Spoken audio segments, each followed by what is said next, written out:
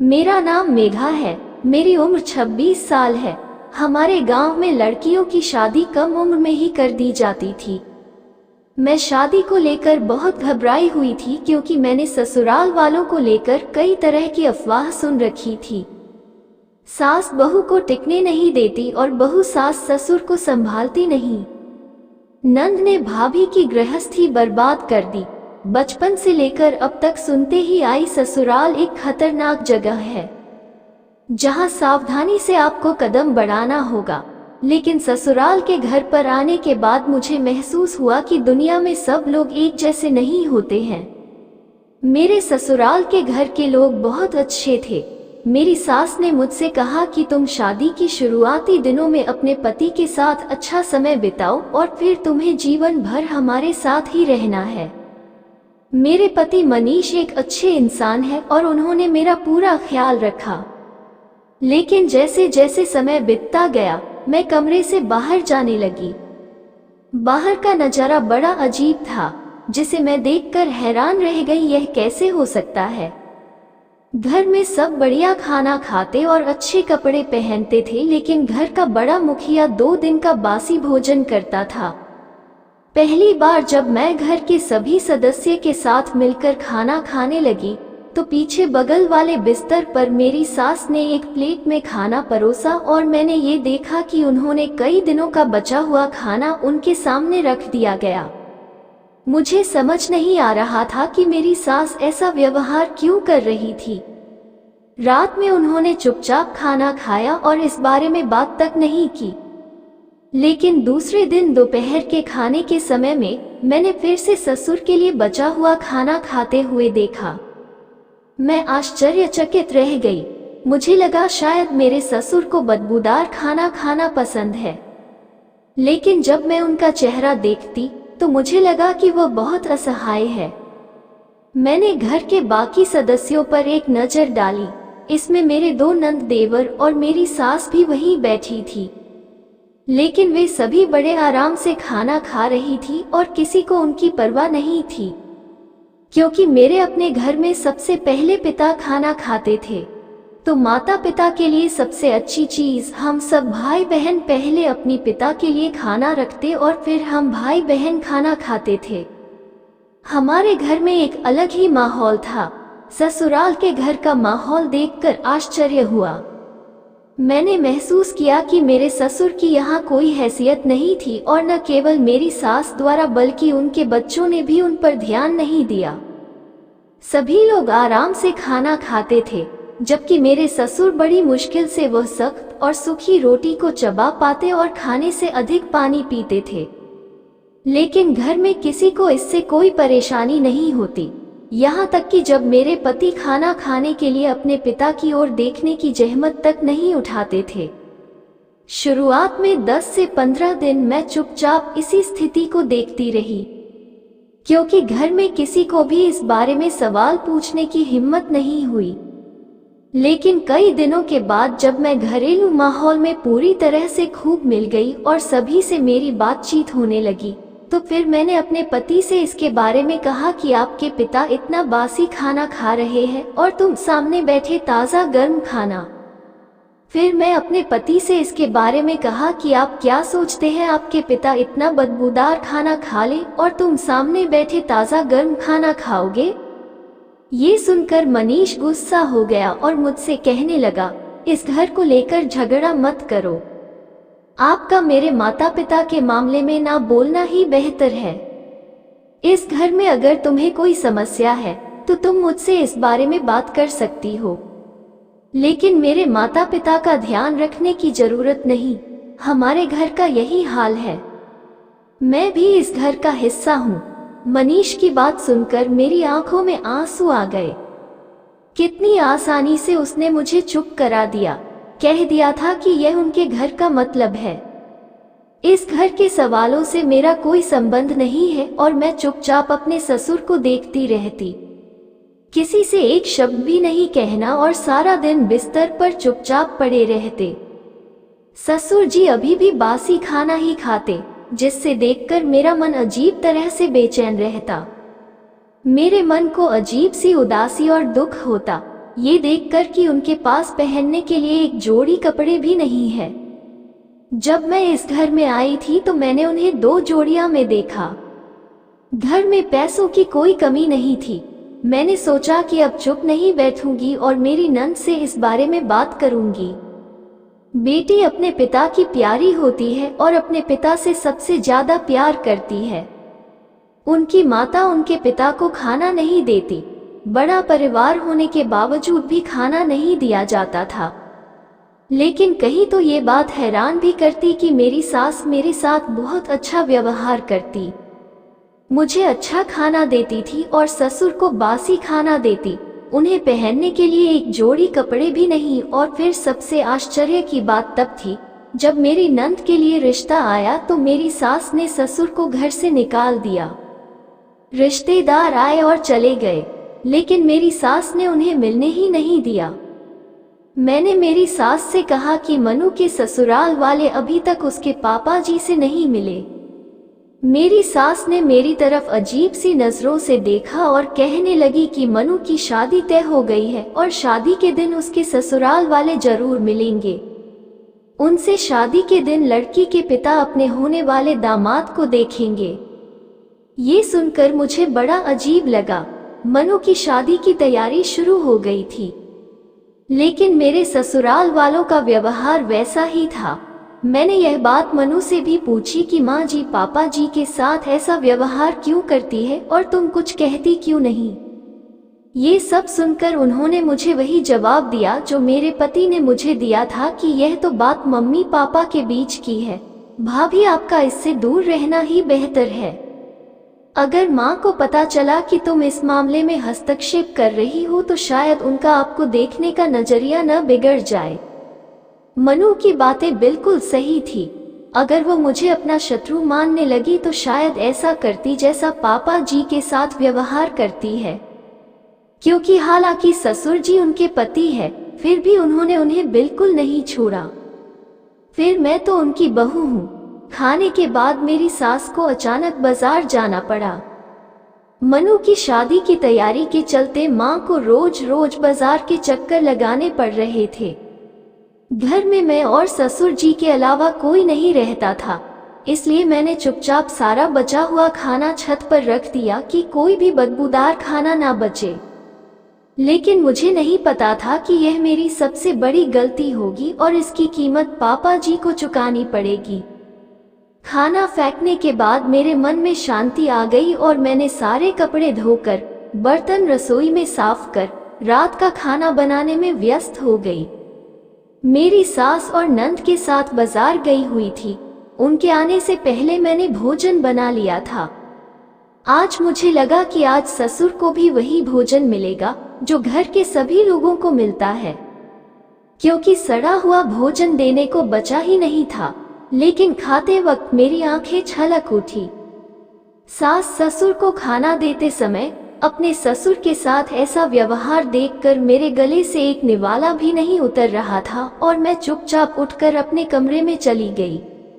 मेरे पति ने देखा कि मैंने खाना नहीं खाया, लेकिन सबके सामने चुप रह गई और जब मैंने सारा काम खत्म कर लिया तो मनीष आए और उन्होंने मुझे अपने पास बुलाया और कहा कि आज खाना क्यों नहीं खाया। मुझे मेरे पति पर बहुत गुस्सा आ रहा था। अपने पिता के साथ ऐसे कैसे हो सकता है। अचानक मेरी आंखों से आंसू आ गए। मैंने अपने पति से कहा कि मुझे अपने बेटे से भी डर लगता है कि कहीं वो आपके साथ वैसा ही न करे जो आप अपने पिता के साथ व्यवहार कर रहे हैं। मेरे पति ने कहा कि अपने बच्चों का इसमें क्या लेना देना। मैंने कहा कि अपने पिता के साथ हो रहे अत्याचार को देखकर भी आप अपनी आंखें बंद कर लेते हो। मेरे पति ने इस पर सिर्फ इतना ही कहा कि बेहतर होगा कि तुम इस मामले में न पड़ो। जिस बात का नहीं पता होता है तो हमें उसके बारे में बात नहीं करनी चाहिए। मेरे पति यह सारी बात करने के बाद भी सोने चले गए, लेकिन मेरा दिल रो रहा था। अगर भगवान हमसे इसका हिसाब लेंगे तो हम क्या उत्तर देंगे, और अगर मेरे बच्चे मनीष के साथ ऐसा ही करेंगे तो उस समय मनीष क्या करेंगे। जो हम बोलते हैं हमारे कर्मों का फल हमें इसी संसार में मिलता है। मेरी सारी रात करवटें बदलते बदलते निकल गई। मैं सहज नहीं थी। रात के खाने में मेरी सास ने प्लेट में 2 कच्ची सब्जियां और कच्चा अंडा ससुर जी के सामने रख दिया था और अन्य सभी बच्चे आराम से खाना खा रहे थे, जैसे घर में कुछ हुआ ही ना हो। उसके साथ ही कह रही थी कि इन लोगों को ताज़ा खाना पसंद है तो ये ताज़ा खाना ही खाएंगे। उन्होंने छत पर खाना नहीं रखा था, लेकिन मैंने रखा था, पर मुझे इसकी और उन्हें इसकी सजा मिल रही थी। मेरी हिम्मत ही नहीं हो रही थी अपनी सास को सच बताने की, लेकिन गले से एक भी निवाला जा नहीं रहा था। मेरी रात जैसे तैसे निकली और सुबह होते ही मैं अपने ससुर के पास गई और उनके पास जाकर बैठ गई। मेरे ससुर टूटे हुए पलंग पर ही पूजा कर रहे थे। उनकी जैसे ही पूजा खत्म हुई तो उन्होंने मेरी तरफ देखा। क्या हुआ बेटा, तुम इतनी जल्दी क्यों उठ गई? मैंने कहा पिताजी, आपको बदबूदार खाना ना खाना पड़े इसलिए मैंने बासी खाना फेंक दिया था, लेकिन ऐसा करने की वजह से आपको बिल्कुल भी खाना नहीं मिलेगा। यह मुझे नहीं पता था। मैंने उनसे माफी मांगी। मेरे ससुर बोले, बेटी लेकिन अब मुझे जीवन भर खराब खाना ही खाना है। मुझे समझ नहीं आ रहा था कि मेरे ससुर जी इतनी ठंड में खुले आसमान के नीचे बिस्तर पर क्यों सोते हैं, जबकि मेरी सास अपने कमरे में शांत सो रही थी। तो मैंने हिम्मत करके ससुर जी से पूछा, क्या बात है कि आपके बच्चे भी आपके बारे में कुछ बोलते नहीं है? मेरे ससुर जी ने मेरी बात सुनी और उन्होंने हल्के से मुस्कुराते हुए कहा कि मेरी बहू को मेरी परवाह है, ये देखकर मैं खुश हूँ, लेकिन तुम्हारी माँ मेरे साथ बुरा नहीं करती और न ही मेरे बच्चे ऐसा कुछ करते हैं। मैंने जो बोया है वही काट रहा हूँ। मुझे ये सुनकर आश्चर्य हुआ कि इतना सब कुछ होते हुए भी उन्हें अपनी पत्नी और बच्चों के बारे में कोई शिकायत नहीं। उनकी हालत देखकर मेरा दिल जल रहा था। ठंड पड़ रही थी और कोई भी अपने कमरे से बाहर नहीं आया था। मैं अपने ससुर के पास बैठी थी। तब उन्होंने धीरे धीरे सब कुछ बताया। मेरे ससुर बताने लगे कि जब उनकी शादी हुई तो उनकी उम्र में काफी अंतर था। मेरी सास की उम्र 16 साल की थी और मेरे ससुर की उम्र 35 साल की थी। उनकी मां ने जानबूझकर उनकी शादी बहुत देर से की, क्योंकि वे एकमात्र कमाने वाले सदस्य थे और 6 बहनों के बीच एक ही भाई थे।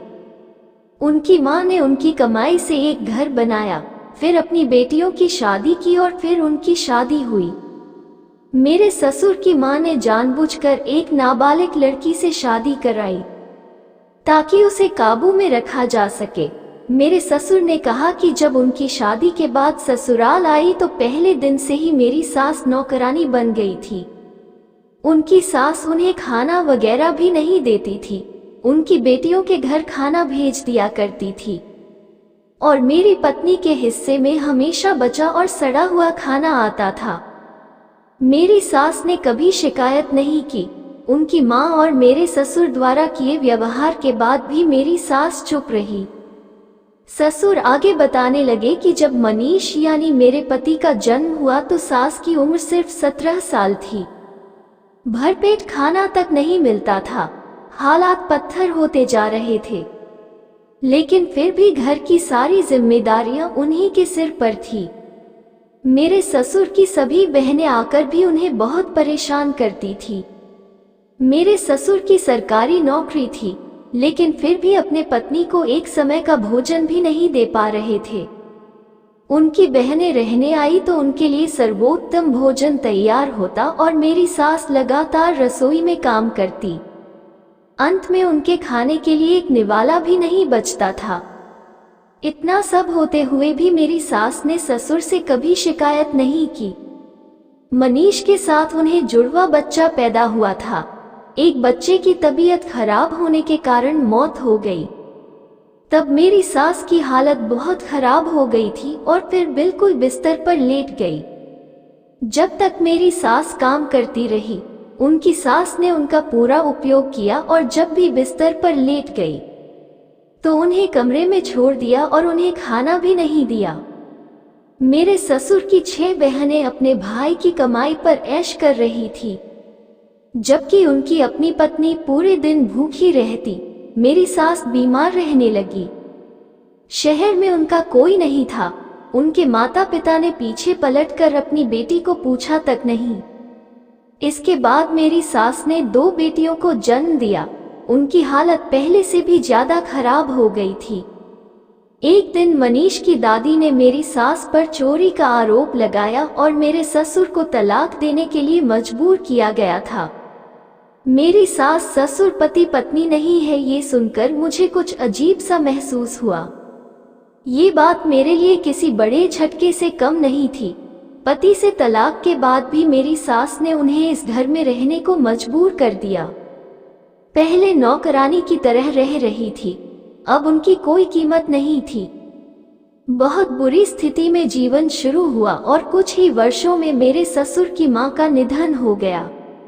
मेरे ससुर की सेवा निवृत्त होने के बाद बहनें भी अपनी अपनी जिंदगी में व्यस्त हो गई, क्योंकि अब उनके भाई के पास पैसे नहीं थे जिसका वे आनंद ले सके। इतने सालों में मनीष काफी बड़ा हो गया था और उसने सब कुछ अपनी आंखों से देखा था। मेरे ससुर की रिटायर होने के बाद मनीष को नौकरी मिल गई और वह छोटे छोटे काम में पढ़ाई के साथ साथ घर का खर्च भी चला लेता। ससुर जी कहने लगे कि धीरे धीरे मनीष और उसकी मां घर में सम्मानित व्यक्ति बन गई। मनीष की मां के जैसी स्थिति मेरी हो गई। समय का पहिया बहुत तेजी से घूम चुका था और स्थिति पूरी तरह बदल चुकी थी। अब मुझे मनीष की मां की दया पर निर्भर रहना पड़ता था। हम दोनों तलाकशुदा थे, लेकिन इसके बावजूद मनीष की मां इसी घर में है। पहले उनके साथ रहना जबरदस्ती थी और वो इस घर में रहने लगे और अब यह मेरी मजबूरी थी कि मैं उसे ये घर छोड़ने की इजाजत नहीं दे सकता, क्योंकि अगर वो चली गई तो मैं अकेला हो जाऊंगा। इतने बड़े घर में मैं अकेले क्या करूंगा। मैं बहुत बुरा था। मेरे बच्चे भी मुझसे नफरत करने लगे थे। अब मेरे लिए कोई सहानुभूति नहीं थी। मैंने उस पर कभी दया नहीं दिखाई। हमेशा मेरी मां को सपोर्ट किया और मैंने अपनी बहनों पर खर्च किया, पर कभी अपनी पत्नी का साथ नहीं दिया। उस समय पति पत्नी एक दूसरे के लिए कितने महत्वपूर्ण है, यह मुझे बाद में पता चला। मैंने अपने हाथ से अपने रिश्ते खत्म कर दिए। सब कुछ मेरी आंखों के सामने गलत होते देखा है। कभी उन्हें रोकने तक की कोशिश नहीं की, जिसका फल मुझे मिला। उसने अपना जीवन बहुत दुख और कष्ट में बिताया है और वही वो आज मेरे साथ कर रही है, और जिस बात का मुझे बिल्कुल भी बुरा नहीं लग रहा। और मेरे ससुर चुप हो गए। आज मुझे समझ आया कि मेरी सास मेरे लिए इतनी अच्छी क्यों है। आज मुझे समझ आया कि मेरे ससुर नाटक कर रहे हैं। मुझे दिखाई देने वाली सभी परेशानियों से दूर रखना चाहती है। मेरे अपने घर से ज्यादा मेरी सास ने मुझे इस घर में अधिक शांति थी। जैसे जैसे दिन चढ़ता गया सभी लोग अपने कमरे से बाहर निकल आए। मैंने आंखें पोंछी और रसोई में आ गई थी। उस दिन मुझे मेरे ससुर की कृति के लिए शर्म आ रही थी, लेकिन मैं यही कोशिश कर रही थी कि आने वाले समय में मेरी सास किसी तरह उन्हें माफ कर दे, क्योंकि भगवान भी अपने भक्तों के हजारों पाप माफ कर देते हैं। तो हम तो इंसान हैं। एक इंसान दूसरे इंसान की गलतियों को क्यों माफ नहीं कर सकता। अब मेरे ससुर को उनकी गलतियों का पूरा एहसास था और घर वालों के बेहतर भविष्य के लिए बड़ों का सम्मान भी जरूरी था। लेकिन सब कुछ जानते हुए भी चुप रहना, यह मेरे लिए बहुत कठिन था। ये सबसे मुश्किल काम था जिसमें मेरे पति ने मेरा पूरा साथ दिया और अपने पिता को उनकी जगह दिलाने में सफल रहे, और अब हम सब एक साथ खुशी से जीवन व्यतीत कर रहे हैं। दोस्तों, कहानी अच्छी लगी हो तो वीडियो को लाइक और शेयर करें। साथ ही चैनल पर नए हैं तो चैनल को सब्सक्राइब जरूर कर लें, ताकि ऐसी ही वीडियोस आपको मिलती रहे।